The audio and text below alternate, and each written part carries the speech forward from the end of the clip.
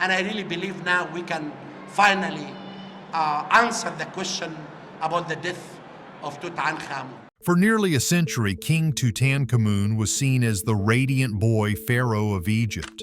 But when scientists finally decoded his DNA, the truth was deeply unsettling. Tut shared a genetic marker now found mostly in Western Europe, not modern Egypt. And worse, the analysis revealed evidence of 3 generations of royal inbreeding.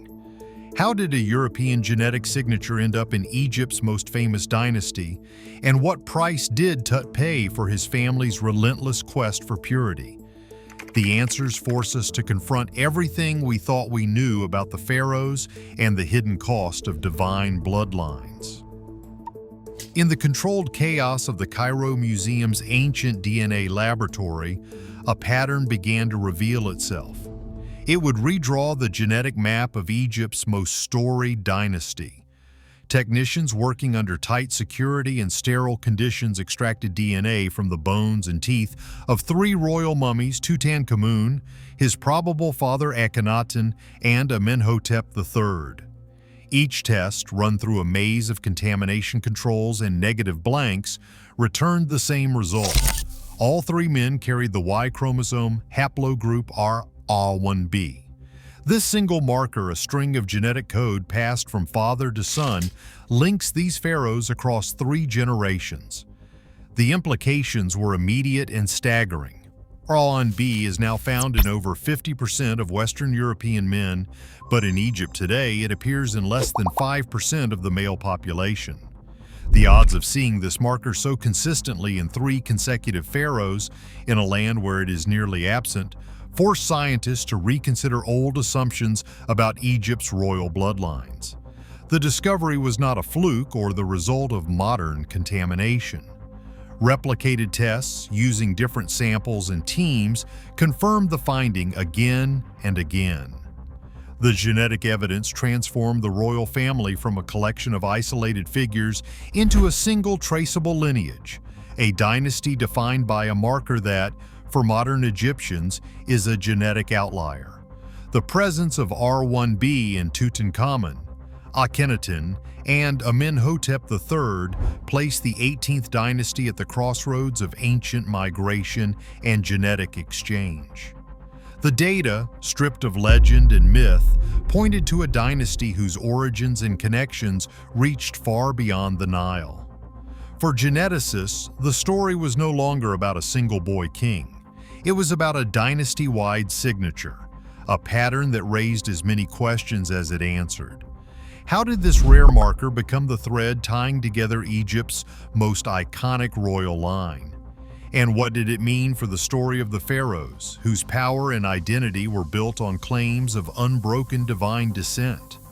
The answers would soon challenge the very foundation of Egypt's royal history. Within hours of the DNA results surfacing, global headlines erupted with claims that stunned both the public and the scientific community.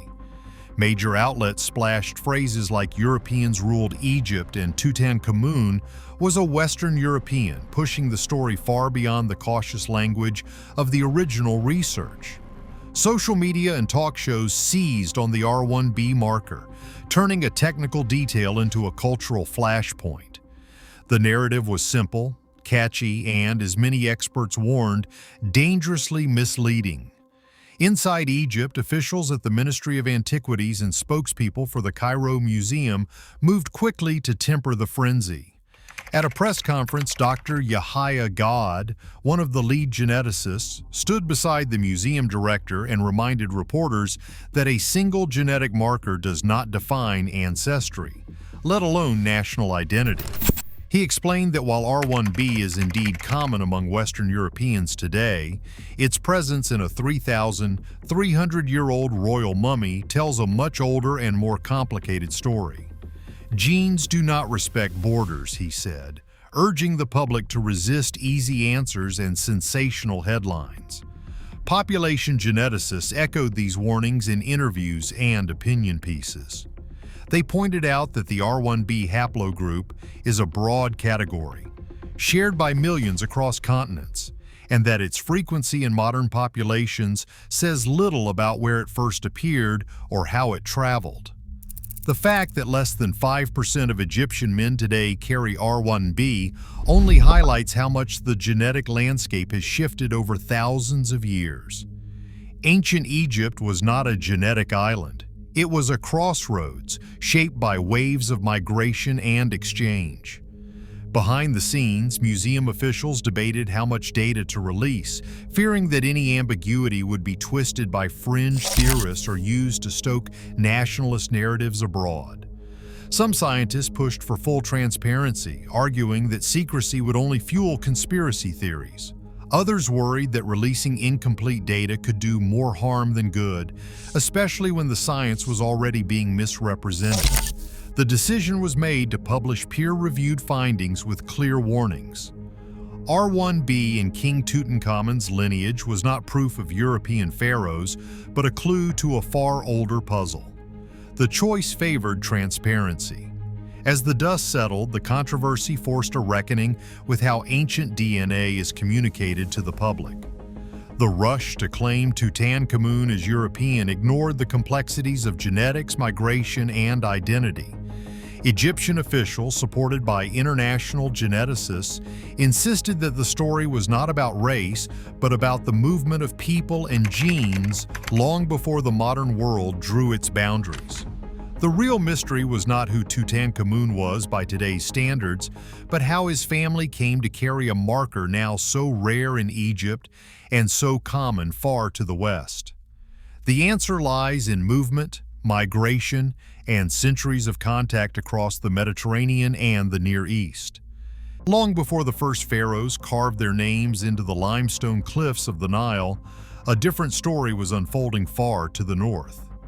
Around 5,000 years ago, in the open grasslands between the Black Sea and Caspian Sea, small bands of herders moved with their cattle across the Pontic-Caspian steppe. These early pastoralists lived in a world shaped by the rhythm of the seasons and the demands of their livestock, not by the stone monuments or gold treasures that would later define ancient Egypt. Yet it was among these people that a single genetic marker, R1b, first took hold. Geneticists have traced this marker through the silent record of ancient bones. The clock built into our DNA points to the steppe as the birthplace of R1b, with its earliest branches appearing roughly 3000 BCE. Life on the steppe was harsh but dynamic. Communities relied on horses and wheeled carts to follow the grass, trading with neighbors as far west as the Danube and as far south as the mountains of the Caucasus. Their societies were mobile, organized around extended families, and shaped by the constant movement of people and ideas. The spread of R1b was not the work of a single migration or a conquering army. Instead, it unfolded over centuries, as generations of herders, traders, and warriors carried their genes from one camp to the next. Archaeological finds show that these steppe groups developed technologies that made long-distance travel possible, including domesticated horses, wagons, and new ways of working metal. Their influence radiated outward, but at this early stage, R1b remained a signature of the steppe, woven into the lives of people whose names are lost to history. This deep origin forms the baseline for everything that followed. Before R1b appeared in royal tombs along the Nile or in the DNA of Western European farmers, it belonged to the steppe.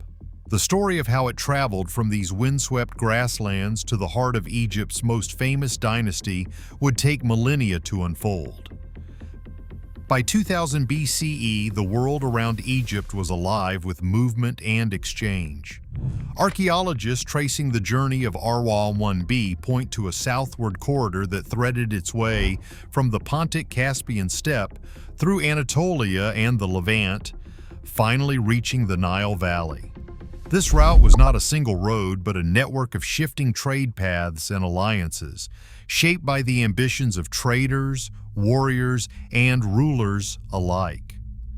The Kura Araxes culture, which flourished in the South Caucasus from 3400 to 2000 BCE, played a quiet but influential role in this story.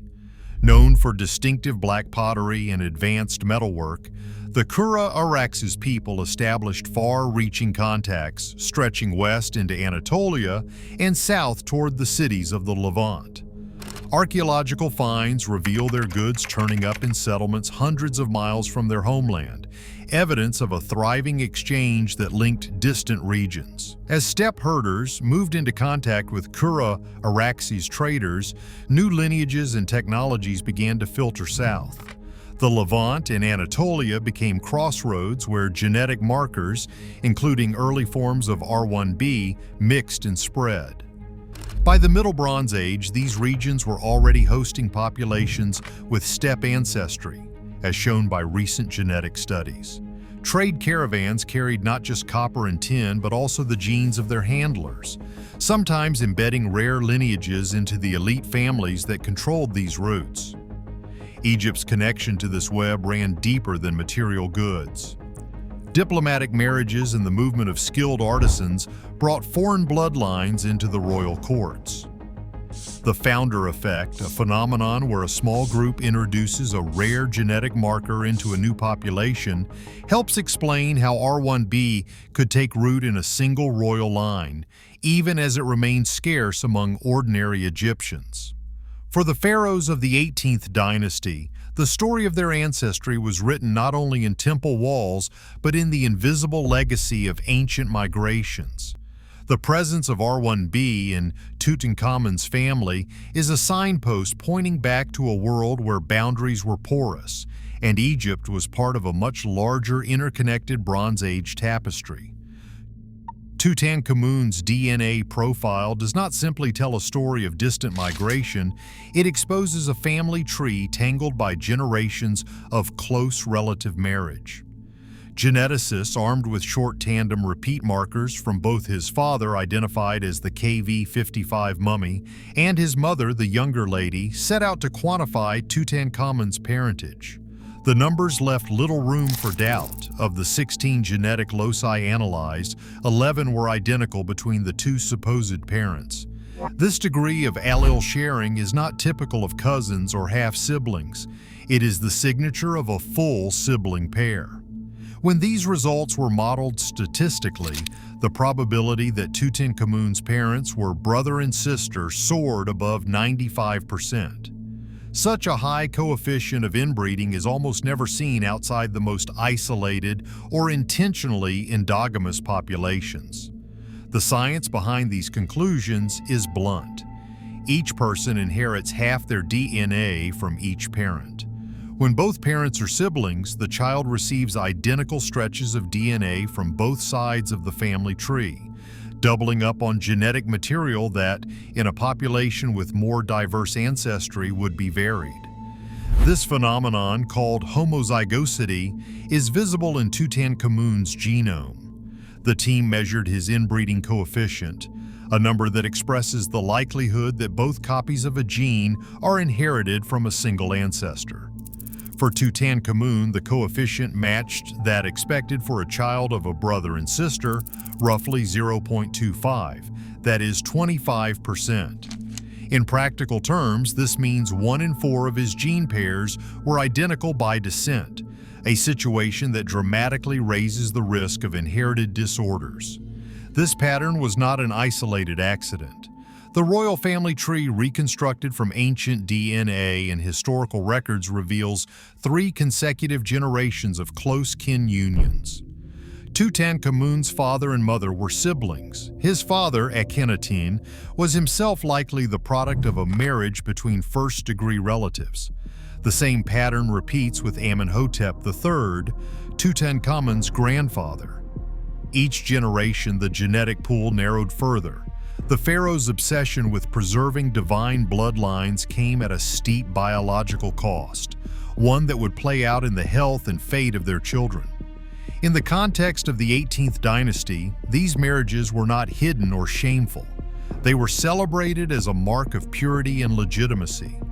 Temple reliefs and official texts describe royal siblings marrying to maintain the line of descent from the gods. But the genetic consequences, invisible at the time, were accumulating with each union. The DNA evidence, stripped of legend and ideology, turns the royal family into a case study in the dangers of inbreeding, a dynasty whose power was built on a foundation that was, at the molecular level, crumbling from within. The pedigree verdict is clear. Tutankhamun was not just the product of a single brother and sister union, but the culmination of a deliberate multi-generational strategy of dynastic inbreeding. The numbers, allele sharing, inbreeding coefficient, and probability models paint a portrait of a family locked into a genetic bottleneck. With this data in hand, scientists could now predict the likely outcomes for a child born into such circumstances. The next step was to examine Tutankhamun's own body for the medical consequences written into his DNA. Tutankhamun's remains tell a story written in bone, tissue, and the silent testimony of over 3,000 years. When his tomb was opened in 1922, archaeologists cataloged more than 130 walking sticks and canes buried alongside him, an astonishing number for a young man who died before his 20th birthday. For decades, these canes were dismissed as royal regalia or symbols of authority. Modern science has erased that illusion. CT scans of Tutankhamun's skeleton reveal a body deeply marked by pain and disability. His left foot was twisted inward in a severe club foot, or talipes equinovarus, a congenital deformity that made normal walking impossible. The bones of the midfoot never formed a proper arch, and the ankle joint was locked at a sharp angle. The pharaoh's toes were curled and misshapen, and the metatarsals show signs of chronic stress and pressure. This was not a minor inconvenience. The club foot alone would have forced Tutankhamun to rely on a cane for every step. The damage did not end there. The CT images show patches of dead bone, a vascular necrosis, especially in the left foot. This condition, which cuts off blood supply to the bone, left parts of his foot brittle and prone to collapse. Some of the tarsal bones are so eroded that they appear moth-eaten on the scans. In a healthy young man, such deterioration would be rare. In Tutankhamun, it was advanced and widespread, a sign of genetic fragility compounded by repeated injury and infection. His spine, too, bore the marks of inherited disorder. The vertebrae show a mild but definite scoliosis, a sideways curvature that may have caused back pain and further limited his mobility. While not as extreme as the twisted spine of England's Richard III, it was enough to add to the daily burden of discomfort. Tutankhamun's skull and facial bones reveal yet another inherited defect, a cleft palate. The roof of his mouth never fully closed during development, leaving a gap that would have affected his speech and made eating and drinking more difficult. This, too, is a classic sign of marriage between close relatives. One more clue in the body's own record of the price paid for dynastic purity. Archaeologists have matched the physical evidence to the artifacts found in his tomb. The canes are not ceremonial props. Many show wear on the handles and tips, shaped by years of use. Some are reinforced with metal, their shafts smoothed by the grip of a hand that depended on them for balance and support. The presence of ointment jars, medicinal herbs, and bandages among his burial goods hints at a life spent managing chronic pain and open sores. Each scan, each artifact, strips away the image of the Golden Boy King and replaces it with the reality of a frail, suffering teenager. The deformities are not isolated flaws, but the visible outcome of a family tree collapsing in on itself. Tutankhamun's body was the final ledger of a dynasty's refusal to let new blood dilute its claim to divinity. The toll was exacted in every step he took, every night spent in pain, every cane he wore down to the nub. The evidence is unambiguous. The pharaoh's physical collapse was not the result of accident or curse, but the predictable, cumulative price of generations of inbreeding. This vulnerability would haunt him to his last days, leaving him defenseless against the infections and injuries that would soon prove fatal. Tutankhamun's final months unfolded as a relentless assault on a body already weakened by inherited disease. DNA testing of his mummified remains uncovered the presence of Plasmodium falciparum, the parasite responsible for the most lethal form of malaria. This was not a single episode. The parasite's DNA appeared in multiple tissue samples, pointing to repeated infections during his short life. Ancient Egyptian texts describe fevers and chills that swept through the Nile Valley, but for Tutankhamun, malaria was more than a passing illness. His immune system, likely compromised by generations of marriages between close relatives, struggled to fight off each attack. A second blow struck with devastating force. Computed tomography scans of his skeleton revealed a catastrophic fracture just above the left knee, a complex break that split the bone and left sharp edges. The injury cut through skin and muscle, creating a direct path for bacteria. In a world without antibiotics, such wounds almost always led to deadly infection. The bone around the break shows signs of inflammation and necrosis, evidence of a spreading, uncontrolled infection that would have triggered fever, delirium, and sepsis. The timing of these two threats proved fatal. Studies of the bone's healing response suggest the fracture happened only days or weeks before death. Too little time for recovery. With malaria already sapping his strength, even a minor injury could have been dangerous. Instead, he suffered a major trauma, likely immobilizing him and leaving him vulnerable to bed sores, further infections, and blood clots. The combination of chronic disease, acute injury, and overwhelming infection proved insurmountable. By the time death came, Tutankhamun was barely 19 years old. His body bore the marks of a dynasty's obsession with purity: clubfoot, fragile bones, and a shattered immune system. Malaria and a catastrophic leg fracture formed the final chain in a lifelong pattern of vulnerability. The golden mask and treasures that filled his tomb concealed a stark biological truth. Egypt's most famous pharaoh was undone by the very traditions meant to preserve his family's power.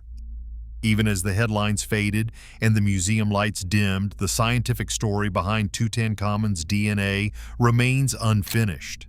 In genetics, answers are never final. They are always waiting for new data, new technology, or a fresh set of eyes. Today, a growing chorus of geneticists and archaeologists are calling for the complete release of the raw DNA sequences from the royal mummies. The original studies, while groundbreaking, published only summary tables and selected results. Without access to the underlying genetic reads and full Y chromosome profiles, independent researchers cannot confirm the precise subclade of R1b carried by Tutankhamun's family. This matters because the difference between a steppe-derived lineage and one rooted in the Near East could rewrite the migration story once again. The open science movement has gained momentum in recent years, with advocates pushing for transparent data sharing and collaborative analysis across borders. International teams are preparing protocols for retesting, using new methods that can extract longer, less damaged DNA fragments from ancient bone. Advances in sequencing now allow for deeper coverage and higher resolution, promising to resolve ambiguities that once seemed permanent. Some researchers are also developing statistical models that can detect even faint signals of contamination or previously undetected kinship ties, refining the family tree with each pass. Egyptian authorities, aware of the global attention and the risk of misinterpretation, have begun to consult with outside experts about how and when to make the data public. The hope is that by releasing the full genetic record, the scientific community can reach consensus on Tutankhamun's paternal lineage and its place in the broader human story. Every new dataset, every reanalysis brings us closer to understanding not just the fate of a single pharaoh, but the tangled web of ancestry that connects ancient Egypt to the wider world. The search for Tutankhamun's origins continues not behind closed doors, but in the open, where the past and future of science meet. Today, ancient DNA research keeps rewriting what we think we know about identity, ancestry, and power. As genetic science exposes the tangled roots of history, it challenges every myth built on bloodlines, reminding us that nations and races are fleeting, but human migration is constant. The story in Tutankhamun's bones is not just Egypt's, it is ours. The past is never as simple as legend. Let me know your thoughts in the comments below.